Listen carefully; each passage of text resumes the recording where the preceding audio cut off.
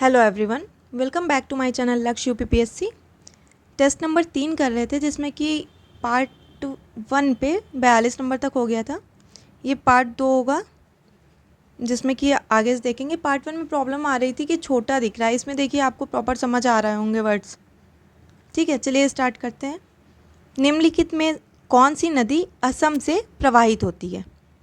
Barack, Kameng, Subansiri और vista लिखा है, ये तिस्ता होगा।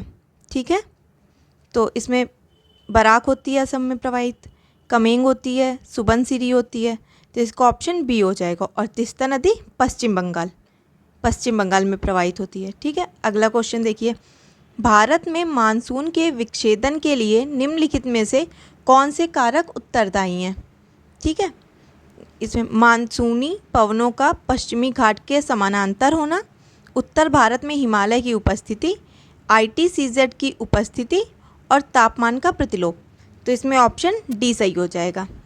ठीक है, मानसून विक्षेदन की स्थिति तब उत्पन्न होती है जब 2 हफ्तों तक बारिश ना हो और ITCZ की उपस्थिति में परिवर्तन के कारण मानसून का विक्षेदन हो जाता है। जब मानसूनी पवनें पश्चिमी घाट के लंबवत ना होकर समांतर हो जाती तब मानसून में व्यवधान उत्पन्न होता है। ठीक है ना, तो इसमें ऑप्शन डी हो जाएगा। अगला क्वेश्चन देखिए। अल नीनो के संदर्भ में निम्नलिखित कथनों पर विचार कीजिए। यह पेरू तट के निकट उठने वाली उष्ण समुद्री धारा का विस्तार है। इसके परिणाम स्वरूप भारत में मानसून की स्थिति में तेजी आती है। तो इसमें कौन से कथन सही हैं ये बताना है। तो इसमें पहला कथन सही है, या पेरू तट के निकट उठने वाली उष्ण समुद्री धारा का विस्तार है। ठीक है, अल नीनो के बारे में पूछा था। अल नीनो प्रभाव क्या होता है? अल नीनो प्रभाव भारतीय मानसून को नियंत्रित तरीके से प्रभावित करता है। ठीक है, कुछ वर्षों में यह स्थिति आती है, इस कारण पेरू के तट का तापमान लगभग 100 तक बढ़ जाता है, जिसके कारण मानसून कमज़ोर पड़ने लगता है। ठीक है, अगला क्वेश्चन। पिटली द्वीप जहाँ मनुष्य का आवास नहीं है तथा वहाँ एक पक्षी अभयारण्य है, भारत में कहाँ पर है? एक पिटली द्वीप है जहाँ पे मनुष्य का आवास नहीं है और एक पक्षी अभयारण्य है, वो भारत में कहाँ है? ऑप्शन है अंडमान निकोबार, लक्षद्वीप, न्यूमरे द्वीप, माजुली द्वीप। तो इसमें क्या आंसर हो जाएगा इसका? माजुली द्वीप। पिटली द्वीप समूह लक्षद्वीप समूह का एक भाग है जहाँ पर एक पक्षी अभयारण्य तो है परंतु एक भी मानव बस्ती नहीं है। ये माजुली द्वीप पर है। ठीक है, भारत में।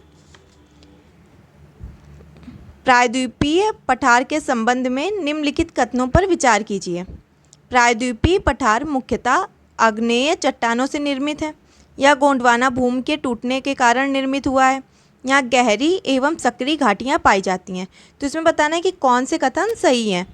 तो इसमें पहला कथन सही है, दूसरा कथन सही है। प्रायद्वीपीय पठार मुख्यतः आग्नेय चट्टानों से निर्मित होते हैं और यह गोंडवाना भूमि के टूटने के कारण निर्मित होता है। तो इसको ऑप्शन सी सही हो जाएगा। ठीक है, अगला क्वेश्चन। निम्नलिखित में कौन सिंधु की सहायक नदियां हैं जो पश्चिम से मिलती हैं? इसमें सिंधु की सहायक नदियां बतानी है जो पश्चिम से मिलती हैं। ठीक है, काबुल, रावी, व्यास, कुरेम। तो इसका क्या हो जाएगा? इसका हो जाएगा ऑप्शन डी, पहली और चौथी। काबुल और कुरेम नदी जो हैं जो सिंधु से पश्चिम से मिलती हैं, सिंधु में पश्चिम से मिलती हैं। ठीक है, सहायक नदियां हैं। अगला क्वेश्चन देखिए। हिमालय के संबंध में निम्नलिखित कथनों पर विचार कीजिए। यह विश्व की सर्वाधिक लंबी एवं ऊंची पर्वत श्रृंखला है। यह विवर्तनिक बलों से निर्मित हुआ है। पूर्वी भाग में अधिक जैव विविधता पाई जाती है। तो इसमें बताना है कौन से कथन सही हैं। तो इसमें कौन सा कथन सही है? इसमें पहला कथन नहीं सही होगा, दूसरा सही है। यह विवर्तनिक बलों से निर्मित हुआ है, पूर्वी भाग में अधिक जैव विविधता पाई जाती है, ये भी सही है। तो इसका ऑप्शन सी सही हो जाएगा। हिमालय पर्वत भारत के उत्तरी पर्वतीय क्षेत्र का निर्माण करता है। यह विश्व की सर्वाधिक ऊंची पर्वत श्रृंखला है। यह भारतीय प्लेट एवं यूरेशियन प्लेट के बीच टक्कर के कारण निर्मित हुआ है। ठीक है ना, अगला क्वेश्चन देखिए। निम्नलिखित कथनों पर विचार कीजिए। पंचमढ़ी बायोस्फीयर रिजर्व में 2 वन्यजीव संरक्षण स्थल शामिल हैं। अचानक मार अमरकंटक बायोस्फीयर रिजर्व 3 राज्यों में फैला हुआ है। सिमलीपाल बायोस्फीयर रिजर्व यूनेस्को द्वारा संरक्षित है। तो इनमें कौन से कथन सही हैं? इसमें कौन सा कथन सही है? ये तीसरा कथन सही है, तो इसका ऑप्शन डी हो जाएगा। जो पंचमढ़ी बायोस्फीयर रिजर्व है, पंचमढ़ी बायोस्फीयर रिजर्व मध्य प्रदेश के सतपुड़ा वन रेंज में स्थित है, जिसके उत्तर में नर्मदा तथा दक्षिण में ताप्ती नदी प्रवाहित होती है। इसमें 3 स्थल हैं, बीरी अभ्यारण्य, पंचमढ़ी अभ्यारण्य, ठीक है, तथा सतपुड़ा उद्यान शामिल है।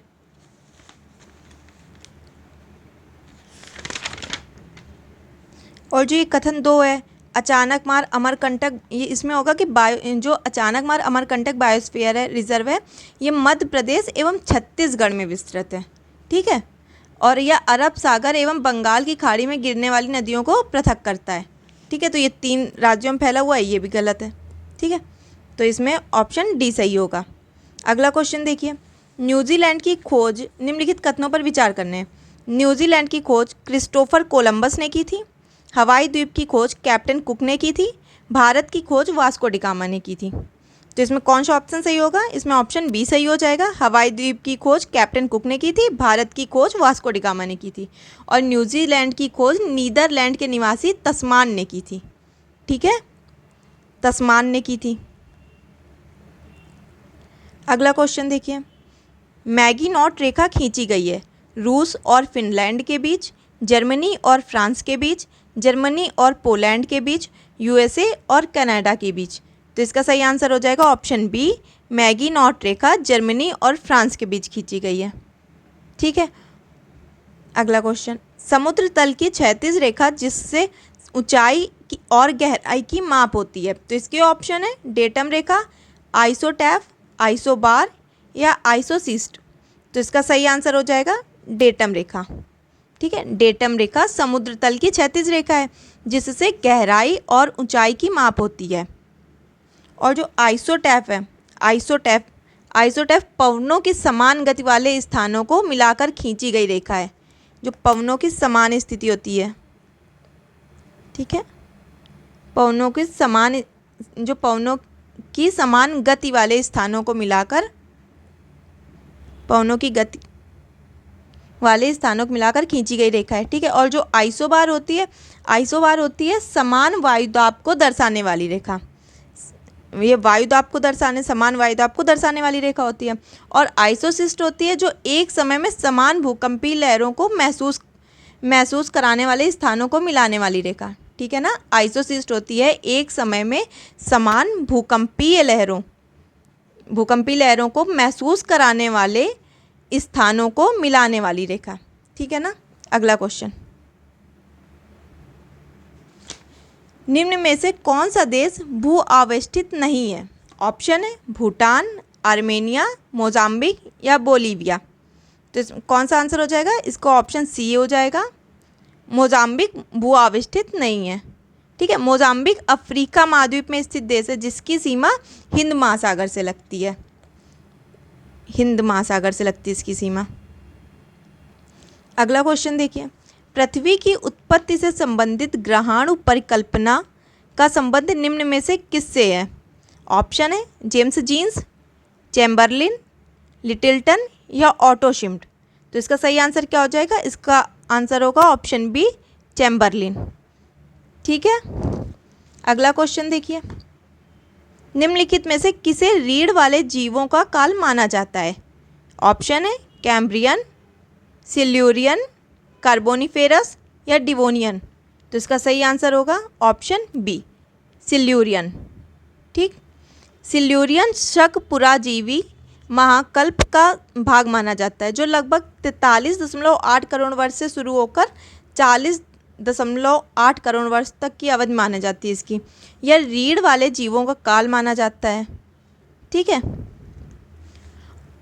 और जो डिवोनियन है, ये डिवोनियन, इसे दिया जाता है मत्स्य युग की संज्ञा, इसे मत्स्य युग की संज्ञा दी जाती है, ठीक। और जो कार्बोनिफेरस है इसे उभयचरों का युग माना जाता है, जो कार्बन उभयचरों का युग मानते हैं। अगला क्वेश्चन देखिए, सूर्य के वायुमंडल के सबसे बाहरी आवरण को कहा जाता है वर्णमंडल, प्रकाश मंडल, विकिरण मेखला या कोरोना। तो इसका सही आंसर हो जाएगा ऑप्शन डी कोरोना। सूर्य के वायुमंडल के सबसे बाहरी आवरण को कोरोना कहा जाता है। यह वर्णमंडल के ऊपर मतलब पाया जाता है और कोरोना से रेडियो तरंगें निकलती हैं तथा सौर पवन भी इसी मंडल में पाई जाती है। ठीक है, वर्णमंडल भी सूर्य का वायुमंडल माना जाता है। अगला क्वेश्चन देखिए, सूर्य की परिक्रमा करने वाले सभी आकाशीय पिंड ग्रह कहलाते हैं। प्लूटो को ग्रह नहीं माना जाता है और परिक्रमा के क्रम में प्लूटो वरुण ग्रह की कक्षा का अतिक्रमण करता है। तो इसका सही आंसर क्या होगा? इसका सही आंसर हो जाएगा, सही कथन बताने हैं ऑप्शन बी। इसमें कथन दूसरा और तीसरा सही है। प्लूटो को ग्रह नहीं माना जाता और परिक्रमा के क्रम में प्लूटो वरुण ग्रह की कक्षा का अतिक्रमण करता है। इसमें ऑप्शन ए गलत हो जाएगा, कथन एक गलत हो जाएगा। अगला क्वेश्चन, निम्नलिखित में से कौन सा आंतरिक ग्रह नहीं है? ऑप्शन है बुध, शुक्र, मंगल या बृहस्पति। तो इसका सही आंसर हो जाएगा ऑप्शन डी बृहस्पति। ठीक है, कुल 8 ग्रहों में से सूर्य के निकट के 4 ग्रहों को आंतरिक ग्रह कहा जाता है। आंतरिक ग्रह कौन कौन से हैं ये भी याद कर लीजिएगा। जैसे हो गए बुध, शुक्र, पृथ्वी, मंगल। ठीक है, लिख देते हैं बुध, शुक्र, पृथ्वी एंड मंगल। ठीक, और जो आंतरिक ग्रह होते हैं ये भारी पदार्थों से बने होते हैं और आकार में छोटे और ठोस होते हैं। और जो बृहस्पति, शनि, अरुण और वरुण ग्रह हैं इन्हें बाहरी ग्रह कहते हैं। ठीक है, अगला क्वेश्चन देखिए, शुक्र ग्रह के संबंध में निम्नलिखित में से कौन सा कथन सत्य नहीं है? यह पृथ्वी का निकटतम ग्रह है, यह सौर मंडल का सबसे ठंडा ग्रह है, इसे भोर का तारा कहते हैं, इसका अपना कोई उपग्रह नहीं है। तो इसका सही आंसर हो जाएगा ऑप्शन बी। ठीक है, यह सौर मंडल का सबसे ठंडा ग्रह है, ये गलत हो जाएगा। अगला क्वेश्चन, निम्नलिखित में से कौन सा कथन सत्य नहीं है? इसमें भी बताना है कि कौन सा कथन सत्य नहीं है। सर्वाधिक तापांतर वाला ग्रह बुध है, सौर मंडल का सबसे बड़ा ग्रह मंगल है, बृहस्पति को तारा सदृश ग्रह कहते हैं, सबसे कम घनत्व वाला ग्रह शनि है। तो इसका ऑप्शन बी सही नहीं है, तो इसमें ऑप्शन बी हो जाएगा इसका। और ये सर्वाधिक तापांतर वाला ग्रह बुध है, ये सही है। बृहस्पति को तारा सदृश ग्रह कहते हैं, ये भी सही है। सबसे कम घनत्व वाला ग्रह शनि है, ये भी सही है। अगला क्वेश्चन, निम्न में से किसे जीवाश्म ग्रह कहा जाता है? जीवाश्म ग्रह किसे कहेंगे? मंगल, पृथ्वी, शुक्र या चंद्रमा। तो ऑप्शन डी चंद्रमा को जीवाश्म ग्रह कहा जाता है। ठीक है, चंद्रमा को जीवाश्म ग्रह कहते हैं क्योंकि यह पृथ्वी का एकमात्र उपग्रह है जो निरंतर पृथ्वी की परिक्रमा करता रहता है। यहाँ पे वायुमंडल का अभाव है जिसके कारण चंद्रमा पर बादल, वर्षा आदि मौसमी घटनाएं नहीं होती हैं, है ना। ये चंद्रमा के बारे में हो गया। और चंद्रमा को जीवाश्म ग्रह कहते हैं, ये याद रखिएगा। अगला क्वेश्चन है, कॉनरॉड असंबद्धता क्रस्ट और मेंटल के बीच पाई जाती है। निचले क्रस्ट और ऊपरी मेंटल के बीच मोहो असंबद्धता पाई जाती है। ऊपरी मेंटल और निचले मेंटल के बीच रेपेटी असंबद्धता पाई जाती है। तो इसमें बताना है कि उपर्युक्त में से कौन से सही कथन हैं। तो इसमें दूसरा सही है, तीसरा सही है, तो ऑप्शन बी सही हो जाएगा। निचले क्रस्ट और ऊपरी मेंटल के बीच में मोहो असंबद्धता पाई जाती है। मेंटल और निचले मेंटल के बीच में, ऊपरी मेंटल और निचले मेंटल के बीच में रेपेटी असंबद्धता पाई जाती है। ठीक है, अगला क्वेश्चन, ऑस्ट्रेलिया का ग्रेट डिवाइडिंग रेंज निम्न में से किसका उदाहरण है? ऑप्शन है सममित वलन, असममित वलन, एक दिग्नत वलन या पंख वलन। तो इसका सही आंसर हो जाएगा एक दिग्नत वलन। ठीक है ना, ऑस्ट्रेलिया का ग्रेट डिवाइडिंग रेंज निम्न में से किसका उदाहरण है? तो एक दिग्नत वलन का उदाहरण है। ठीक, जब किसी वलन की एक भुजा सामान्य झुकाव एवं ढाल वाली होती है और जबकि दूसरी भुजा उस पर समकोण बनाती है एवं उसका ढाल खड़ा हुआ होता है तो इसे एक दिग्नत वलन कहा जाता है। ठीक है, ऑस्ट्रेलिया का डिवाइडिंग रेंज एक दिग्नत वलन का उदाहरण है। अगला क्वेश्चन देखिए, निम्नलिखित पर विचार कीजिए। विक्टोरिया झील, बैकाल झील, ब्रह्मपुत्र घाटी। उपर्युक्त में कौन सी भ्रंश घाटी के उदाहरण हैं? इसमें पूछ रहा है कि भ्रंश घाटी के उदाहरण इनमें कौन से हैं। तो इनका बैकाल झील और ब्रह्मपुत्र घाटी, ये भ्रंश घाटी के उदाहरण होंगे। तो इसका ऑप्शन ए सही हो जाएगा। ठीक है, अगला क्वेश्चन देखिए।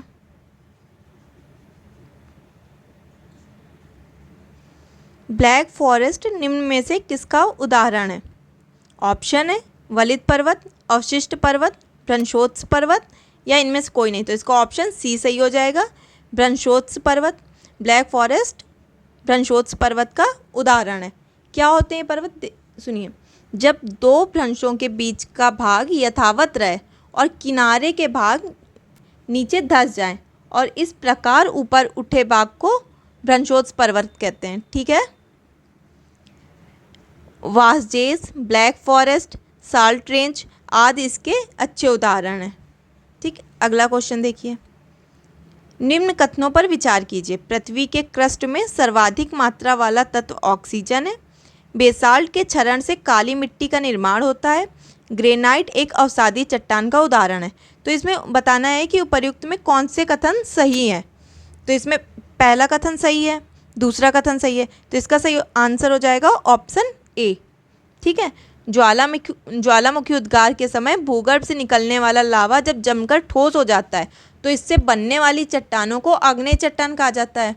और ग्रेनाइट आग्नेय चट्टान का उदाहरण है, अवसादी चट्टान का उदाहरण नहीं है ये।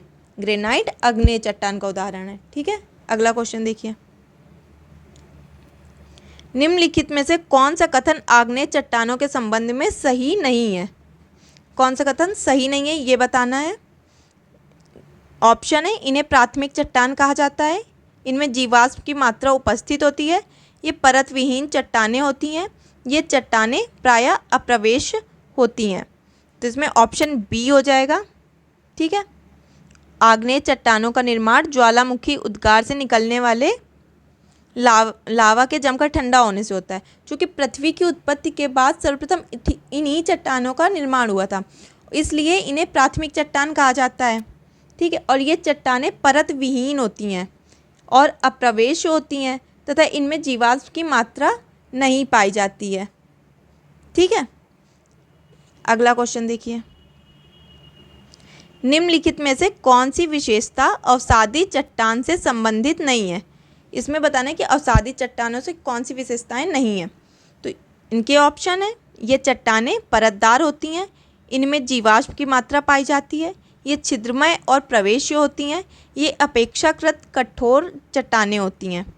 ठीक है, तो इसका ऑप्शन डी हो जाएगा। ये ऑप्शन नहीं, मतलब ये कथन नहीं सही है। ये अपेक्षाकृत कठोर चट्टानें होती हैं, ये गलत होगा इसके लिए। तो ऑप्शन डी हो जाएगा इसका।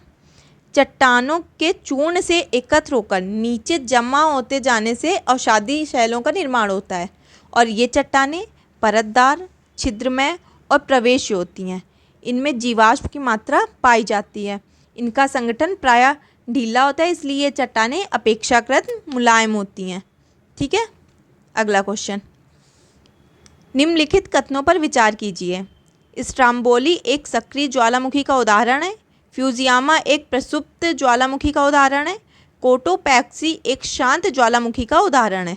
इसमें बताना है कि कौन से कथन सही हैं। तो इसमें पहला कथन सही है, दूसरा कथन सही है, तो इसका ऑप्शन ए हो जाएगा।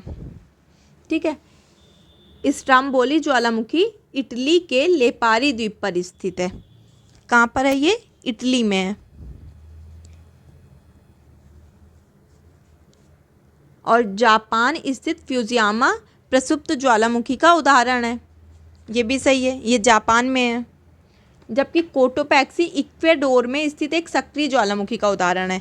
ठीक है, ये शांत ज्वालामुखी नहीं है, ये एक सक्रिय ज्वालामुखी है, इसलिए ये कथन गलत हो जाएगा। इसमें ऑप्शन ए सही हो जाएगा, पहला कथन और दूसरा कथन सही है।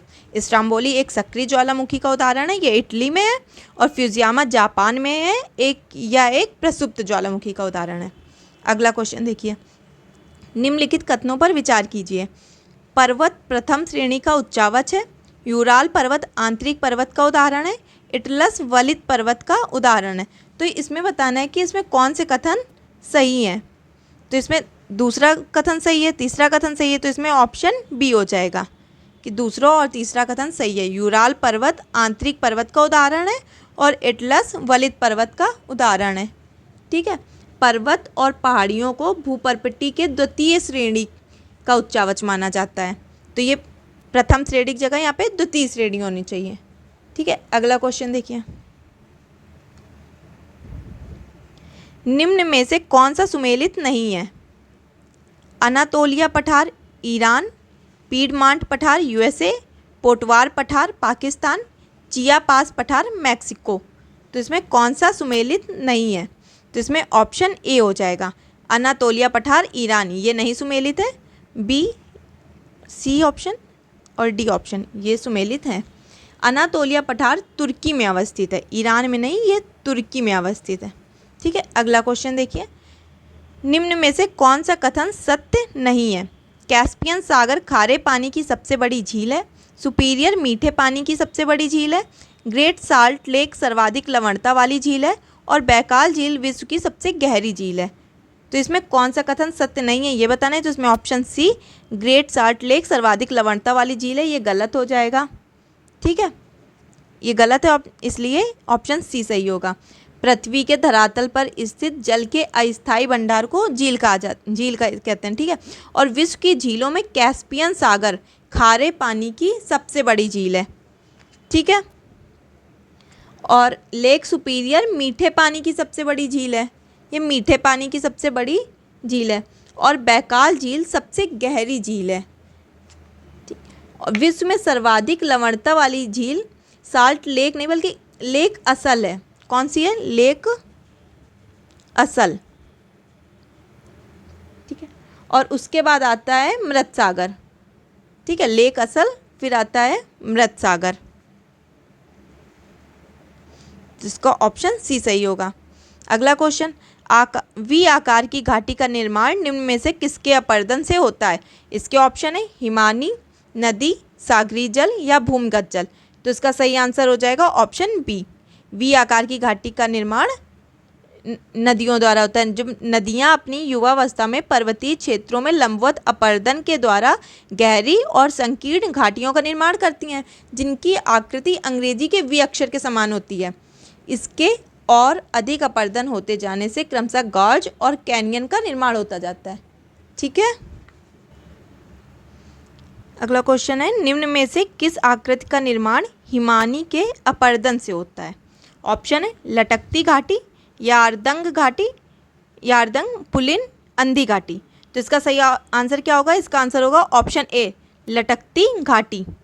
ठीक है, ये हिमानी के अपरदन से लटकती घाटी का निर्माण होता है। जब हिमानी की मुख्य घाटी के तल से उसमें मिलने वाली सहायक घाटियों के तल अधिक ऊंचे होते हैं, तो सहायक घाटियाँ मुख्य घाटी पर लटकती हुई प्रतीत होंगी, जिन्हें लटकती घाटी कहेंगे। ठीक है, और इसमें जो यारदंग का निर्माण है ये पवन के अपरदन से होता है। ठीक है, पवन के अपरदन से। और ये जो पुलिन का निर्माण होता है, पुलिन का निर्माण सागरी जल से होता है। ठीक है, ये भी याद रखिएगा, जो ऑप्शन में बताया जा रहा है अंधी घाटी का निर्माण होता है भूमिगत जल से। ठीक है, भूमिगत जल से। ठीक है, अगला क्वेश्चन देखिए, उत्तरी गोलार्ध में किस तिथि को शीत ऐनांत के नाम से जाना जाता है? ऑप्शन है 23 सितंबर, 22 दिसंबर, 21 जून या 21 मार्च। तो इसका सही आंसर होगा 22 दिसंबर, ऑप्शन बी। 22 दिसंबर को सूर्य की किरणें मकर रेखा पर लंबवत और कर्क रेखा से सर्वाधिक दूरी पर होती हैं। इस तिथि को उत्तरी गोलार्ध का सबसे छोटा दिन होता है। ठीक है, इस तिथि को उत्तरी गोलार्ध का सबसे छोटा दिन होता है 22 दिसंबर को, जिसे शीत ऐनांत के नाम से जानते हैं। ठीक है, अगला क्वेश्चन देखिए, एल्बिडो किसे कहते हैं? सदाबहार वन क्षेत्र को, ध्रुवीय क्षेत्र को, विषुवतीय क्षेत्र को, और या फिर धरातल से परावर्तित सौर ऊर्जा को।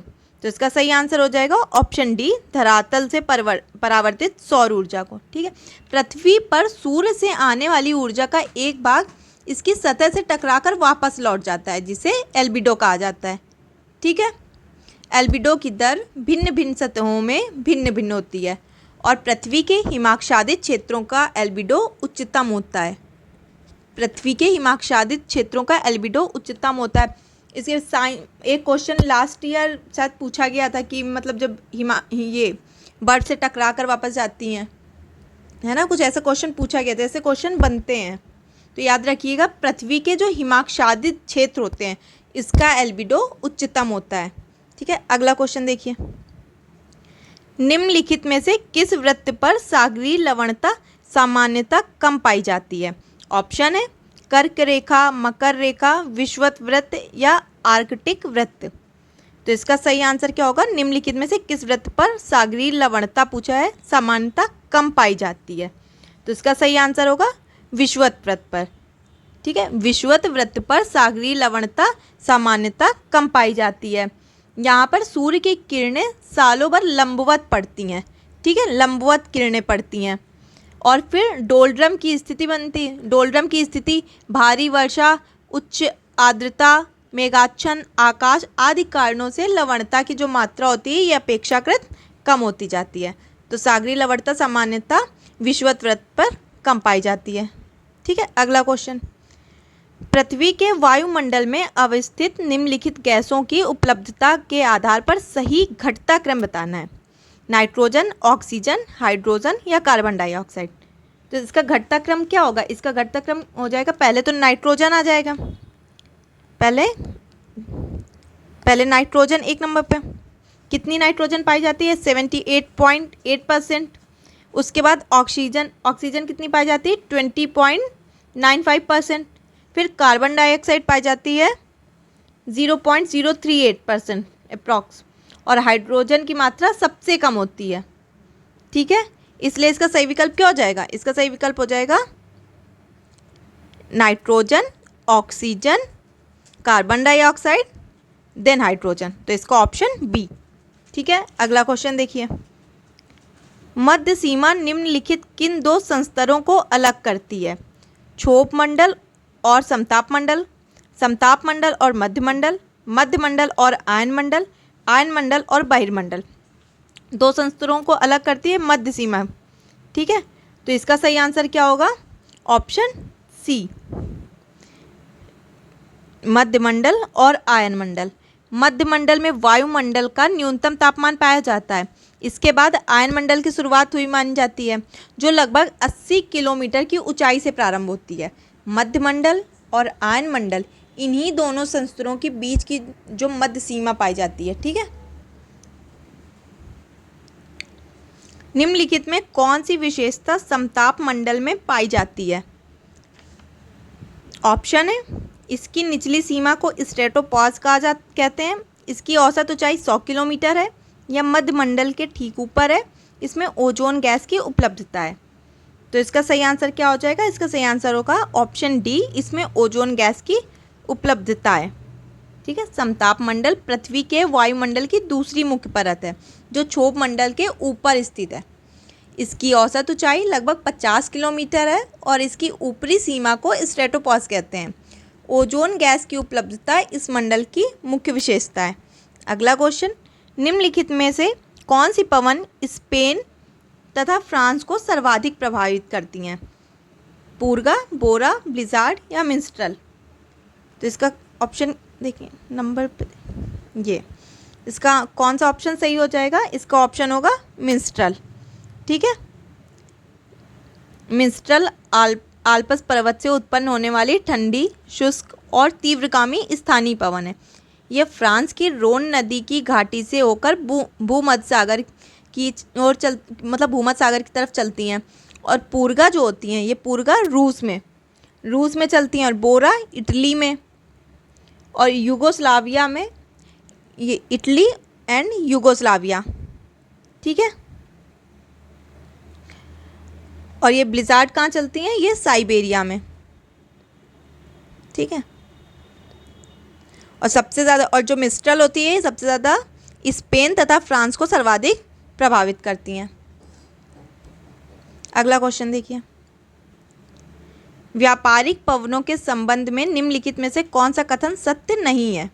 या अश्वत्थांश से विषुवत रेखा की ओर प्रवाहित होती है, या एक स्थायी पवन है, इसका प्रवाह दोनों गोलार्धों में 45 डिग्री से 50 डिग्री अक्षांशों के बीच है। इसके प्रवाह क्षेत्र में प्रायः शांत पवन प्रवाह होता है। तो इसका कौन सा ऑप्शन सही हो जाएगा? इस कौन सा सत्य नहीं है? तो इसमें कौन सा कथन सत्य नहीं है? ऑप्शन सी, यह प्रवाह दोनों गोलार्धों में 45 से 50 अक्षांशों के बीच होता है। तो इसका ऑप्शन सी सही हो जाएगा। ठीक है, भूमध्य रेखा के उत्तर तथा दक्षिण में लगभग इसमें होगा 30 से 35 डिग्री अक्षांशों के बीच स्थित उपोष्ण कटिबंधीय उच्च वायुदाब वाले क्षेत्र को अश्वत्थांश कहते हैं। ठीक है, अगला क्वेश्चन, निम्नलिखित में से कौन सा कथन सत्य नहीं है? उत्तरी गोलार्ध की तुलना में दक्षिणी गोलार्ध में भूखंड कम है, ये सही है। ध्रुवीय क्षेत्रों के निकट वायुदाब कम होता है, ये गलत है। पृथ्वी पर सबसे कम वायुदाब विषुवत वृत्त के पास पाया जाता है। ठीक है, तो ध्रुवीय क्षेत्रों की जगह यहाँ पे विषुवत वृत्त। और ध्रुवों पर वायुदाब उच्च होता है। ठीक है, तो ये ऑप्शन गलत हो गई है। तो इसका ऑप्शन बी सही हो जाएगा। और इसमें सी है जो कोरियालिस पल का मान दोनों गोलार्धों में समान होता है, ये भी सही है। और रॉकीज के पूर्वी ढालों से होकर बहने वाली गर्म